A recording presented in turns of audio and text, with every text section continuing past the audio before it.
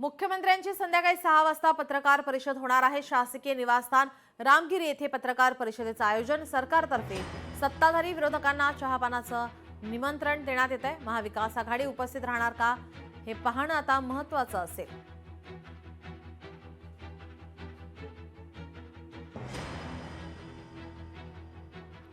मुख्यमंत्री यांची संध्याकाळी 6 वाजता पत्रकार परिषद होणार आहे। शासकीय निवासस्थान रामगिरी येथे पत्रकार परिषदेचं आयोजन। हिवाळी अधिवेशनाच्या पूर्वसंध्येला आज चहापानाचा कार्यक्रम होणार आहे।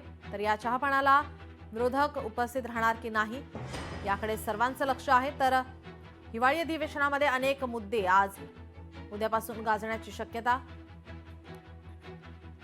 आपले प्रतिनिधी ज्ञानेश्वर पवार आपल्या सोबत जोडलेले आहेत। ज्ञानेश्वर, आपण पाहतोय हिवाळी अधिवेशन आणि आता हिवाळी अधिवेशन उद्यापासूनच होत आहे, याची जय्यत तयारी आपण गेल्या काही दिवसांपासून पाहत होतो। आज चहापानाचा कार्यक्रम होणार आहे। काय एकंदरीतच माहिती, विरोधक या चहापानाच्या कार्यक्रमाला उपस्थित राहणार आहेत की नाही? अगदी नीलम, आपण पाहिलं तर परंपरेनुसार जे ते जेव्हा अधिवेशन भरतं तेव्हा सरकारच्या माध्यमातून विरोधकांना चहापानासाठी आणि चर्चेसाठी निमंत्रण दिलं जात असतं। मात्र आपण अनेक अधिवेशनात बघितलेलं आहे की विरोधकांनी यावर जे आहे ते बहिष्कार टाकला आणि कदाचित दुपारी 2 वाजता महाविकास आघाडीची आहे ते पत्रकार परिषद पार पडणार आहे। त्यामध्ये ते त्या पद्धतीने जाहीर देखील करू शकतात। त्यामुळे ते बहिष्कार टाकतात की नाही हे देखील पाहणं अत्यंत महत्त्वाचं असणार आहे। मात्र उद्यापासून जे आहे ते पुढील 8 दिवस आता राज्याचा कारभार जे आहे ते उपराजधानी नागपूरमधून जे आहे ते आखला जाणार आहे।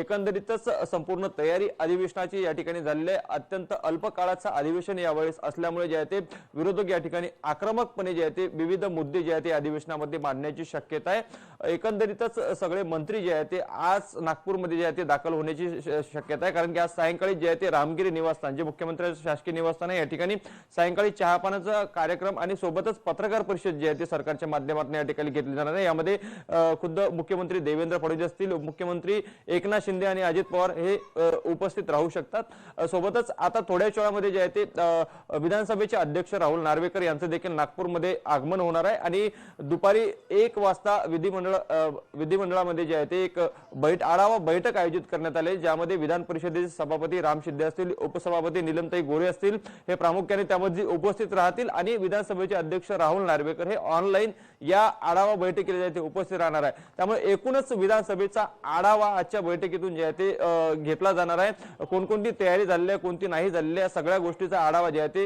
आजच्या या मंत्री परिषद बैठकीमध्ये एकूणच घेतला जाणार आहे। आणि उद्यापासून जे आहे ते आता अधिवेशनाला प्रामुख्याने सुरुवात होत असतानाच विरोधकाकडून जे आहे ते मोठी तयारी जी आहे ते या ठिकाणी जे आहे ते सत्ताधाऱ्यांना घेरण्यासाठी या ठिकाणी करण्यात आलेली आहे। एकंदरीतच काही प्रमुख मुद्दे जे आहेत ते राज्याचे घेऊन जे आहे ते या ठिकाणी विरोधक जे आहे ते आक्रमक होण्याची शक्यता आहे, कारण की आपण पाहिलं की पावसाळ्यामध्ये जे आहे ते मोठ्या प्रमाणामध्ये जे आहे ते शेतकऱ्यांचं नुकसान झालेलं होतं, मोठं संकट जे आहे ते शेतकऱ्यांवरती ओढावलेलं होतं। त्यानंतर सरकारने जे आहे ते दिवाळीपूर्वी त्यांना आश्वासन देण्याचं या ठिकाणी दिलं, मात्र ते आश्वासन पूर्ण करण्यामध्ये जे आहे ते सरकारला अपयश आल्याचं आपण बघितलं आणि दिवाळीच्या नंतर जे आहे ते शेतकऱ्यांच्या खात्यामध्ये रक्कम यायला सुरुवात तर झाली, मात्र काही ठिकाणी जे आहे ते पंचनामा करण्यासाठी अधिकाऱ्यांकडून शेतकऱ्यांकडून पैसे देखील मागितले जात असल्याच्या तक्रारी जे आहे ते आपण पुढे पाहिल्या। त्यामुळे या मुद्द्यावरून जे आहे ते प्रामुख्याने विरोधक सरकारला जे आहे ते घेरण्याची शक्यता आहे। सोबतच बच्चू कडूंचं नागपूरमध्ये चाललेलं 3 दिवसीय आंदोलन जर पाहिलं तर आपण नागपूर वर्धा रोड जे आहे ते पूर्णतः जाम करण्यात आलेलं होतं। त्या आंदोलनानंतर 30 जून ही तारीख जी आहे ते शेतकऱ्यांच्या कर्जमाफीसाठी निश्चित करण्यात आलेली आहे, मात्र त्या सरकारच्या या निर्णयाला जे आहे ते कुठेतरी स्थानिक जे शेतकरी नेते होते त्यांनी विरोध दर्शवला होता। त्यामुळे ती देखील नाराजी जी आहे ते या अधिवेशनामध्ये एकंदरीत उफाळून येण्याची शक्यता आहे। आणि आपण पुण्यातील जमीन घोटाळा प्रकरण असेल, ज्यामध्ये उपमुख्यमंत्री अजित पवार यांचे पुत्र पार्थ पवार यांचे संबंध जे आहे ते जोडले जात आहेत, त्यामुळे त्यावर कुठेतरी आता व्यवस्थित कारवाई होत नाही असा विरोधकांकडून वारंवार जे आहे ते आरोप केला जातोय। पार्थ पवारांना कुठेतरी पाठीशी घालण्याचं काम सरकार करते का, असं देखील आरोप जे आहे ते विरोधकांकडून केला जातो। त्यामुळे तो देखील मुद्दा जे आहे ते अधिवेशनामध्ये एकंदरीत गाजण्याची शक्यता आहे। सोबतच राज्यातील कायदा सुव्यवस्था असेल, महिलांची सुरक्षा असेल आणि वाढते गुन्हेगारी आणि अत्याचार असतील, या सगळ्या मुद्द्याला जे आहे ते या ठिकाणी देखील केंद्रस्थानी विरोधक जे आहे ते मांडणार आहे आणि सरकारला एकंदरीतच जे आहे ते घेरण्याचा प्रयत्न करणार आहे। तपोवन येथील जे वृक्षतोडीचं प्रकरण आहे ते देखील प्रकरण या ठिकाणी अगदी ताजच आहे। त्यामुळे त्या प्रकरणावरून देखील अधिवेशनामध्ये जे आहे ते विरोधक सरकारला जे आहे ते एकंदरीत घेरण्याची शक्यता आहे। आणि सोबतच नागपूरमध्ये शालार्थ आयटी घोटाळ्याचा उगम झाला, त्यानंतर त्याची व्याप्ती जर आपण बघितलं तर राज्यभरामध्ये पसरली। जवळपास हजारो कोटी रुपयाचा हा घोटाळा आहे। अनेक बडे अधिकारी जे आहेत ते यामध्ये अटकेत देखील आहेत, मात्र अद्याप ठोस कारवाई जी आहे ते झालेली नाही। जवळपास 3 ते 4 महिन्यापासून हा प्रकरण सुरू असताना अद्यापही अंतिम निर्णयापर्यंत जे आहे ते कारवाई पोहोचलेली नाही। सध्याला एसआयटी जरी गठीत असली तरी फक्त चौकशी आणि अटक एवढंच फक्त सुरू आहे, मात्र अंतिम निर्णय लागलेला नाही। तर त्या संदर्भात देखील विरोधक जे आहे ते शालार्थ आयटी घोटाळा प्रकरणावरून सरकारला एकंदरीत घेरण्याची जी आहे ते शक्यता आहे। त्यामुळे नक्कीच यावेळेस जे हिवाळी अधिवेशन आहे, हिवाळी अधिवेशन फक्त एका आठवड्यातच असल्यामुळे अति कमी कालावधीमध्ये जास्तीत जास्त जे आहे ते तारांकित प्रश्न या ठिकाणी जे आहे ते विरोधकांकडून जे आहे ते उपस्थित केले जाणार आहे। सोबतच स्थानिक स्वराज्य संस्थांच्या निवडणुकांमध्ये ज्या पद्धतीने मतदार याद्यांचा घोळ असेल, मुद्दा म्हणजे या ठिकाणी दोन्ही परिषदांमध्ये, दोन्ही अधिवेशनामध्ये या ठिकाणी आपण पाहतोय विरोधी पक्ष नेताच नाही आणि यामुळे विरोधक वारंवार जर आपण पाहिलं तर आक्रमक पाहायला मिळतात, मागणी करताना पाहायला मिळतात। तर यंदा या हिवाळी अधिवेशनामध्ये विरोधी पक्षनेता असतील का, त्या संदर्भात काय माहिती आहे? अगदीच नीलम, आपण पाहायला गेलं तर लोकशाहीमध्ये जे आहे ते सत्ताधाऱ्यांबरोबर विरोधी पक्ष नेत्याला देखील मोठं महत्व आहे। मात्र सध्याला आपण पाहायला गेलं तर विधान परिषदेचे विरोधी पक्षनेते अंबादास दानवे यांचं देखील कार्यकाळ जे आहे ते संपुष्टात आलेले आहे। त्यामुळे विधान परिषद असेल आणि विधानसभा असेल या दोन्ही सभागृहामध्ये जे आहे ते विरोधी पक्षनेताच अद्याप नेमला गेलेला नाही। त्यामुळे हे अधिवेशन देखील मागील अधिवेशनासारखंच बिना विरोधी पक्ष नेत्याचा जातो का असा सवाल जे आहे ते उपस्थित केला जातोय। कालच उद्धव ठाकरे यांनी पत्रकार परिषद घेत जर विरोधी पक्ष नेता पद जर द्यायचं नसेल तर दोन्ही उपमुख्यमंत्री पद देखील या ठिकाणी रद्द करण्यात यावी अशी त्यांनी मागणी एकंदरीत केलेली आहे। त्यामुळे यावेळेस जे आहे ते विरोधी पक्षाची नेमणूक जी आहे ते विधानसभा अध्यक्ष राहुल नार्वेकर हे करतात का याकडे देखील विशेष लक्ष लागलेलं नाही। त्यामुळे अधिवेशनामध्ये जे काही सामान्य नागरिकांचे मुद्दे असतात, विरोधी पक्षनेता हा प्रामुख्याने ते मुद्दे उपस्थित करत असतो, मांडत असतो आणि सामान्य जनतेचा विरोधी पक्षनेता एक आवाज असतो। मात्र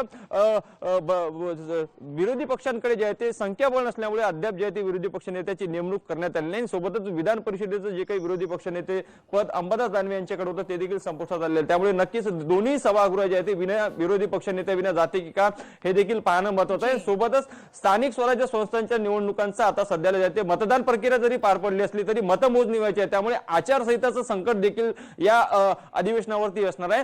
त्यामुळे या अधिवेशनामध्ये अनेक सरकारी कामकाज केले जाऊ शकतात, मात्र कोणत्याही घोषणा जे आहे ते केले जाऊ शकत नाही। त्यामुळे आचारसंहिता संकटामध्ये आचारसंहितेच्या यामध्ये हा अधिवेशन देखील पार पडणार आहे। त्यामुळे मोठ्या घोषणा देखील या ठिकाणी या अधिवेशनामध्ये होण्याची शक्यता नाही आहे। ज्ञानेश्वर, या अधिवेशनामध्ये 33 पेक्षा जास्त मोर्चे धडकणार अशी माहिती मिळते। 22 संघटनांचे धरणे आंदोलन असतील, 17 संघटनांनी साखळी उपोषणासाठी आता परवानगी सुद्धा मागितली आहे। अगदी नीलम, जेव्हा जेव्हा अधिवेशन असतं तेव्हा मोठ्या प्रमाणामध्ये मोर्चे आणि आंदोलने जे आहेत ते केली जात असतात आणि अनेक संघटना जे आहेत ते यामध्ये सहभागी होत असतात। यावर्षी सुद्धा जवळपास 33 संघटनांनी जे आहे ते आतापर्यंत आंदोलने आणि मोर्चे करण्यासाठी जे आहे ते पोलिसांकडे या ठिकाणी परवानगी मागितलेली आहे, ज्यामध्ये एकाने जे आहे ते आत्मदहन करण्याची परवानगी देखील या ठिकाणी मागितलेली आहे। त्यामुळे नक्कीच या हिवाळी अधिवेशनामध्ये जे आहे ते मोठे मोर्चे जे आहे ते यंदा देखील धडकणार आहे। विविध प्रश्न घेऊन जे आहे ते आपल्या मागण्या घेऊन या ठिकाणी विधान भवनावरती संपूर्ण मोर्चे जे आहे ते धडकणार आहे। मात्र त्याच अनुषंगाने जे आहे ते पोलिसांकडून या ठिकाणी जे तशी तयारी करण्यात आलेली आहे। नागपूरच्या 0 मैल परिसरामध्ये सर्व मोर्चे जे आहे ते कशा पद्धतीने अडवता येईल त्या ठिकाणी मोठा पोलिसांचा बंदोबस्त जे आहे एकंदरीत ठेवण्यात येणार आहे। आणि सद्यस्थितीमध्ये फक्त 33 मोर्चांची जे आहे ते परवानगी मागितली असली तरी अजूनही या मोर्चांचा आकडा हा वाढण्याची शक्यता आहे। विविध संघटनांच्या माध्यमातून प्रतिवर्षी जे आहे ते मोठ्या प्रमाणात या ठिकाणी मोर्चे काढले जातात।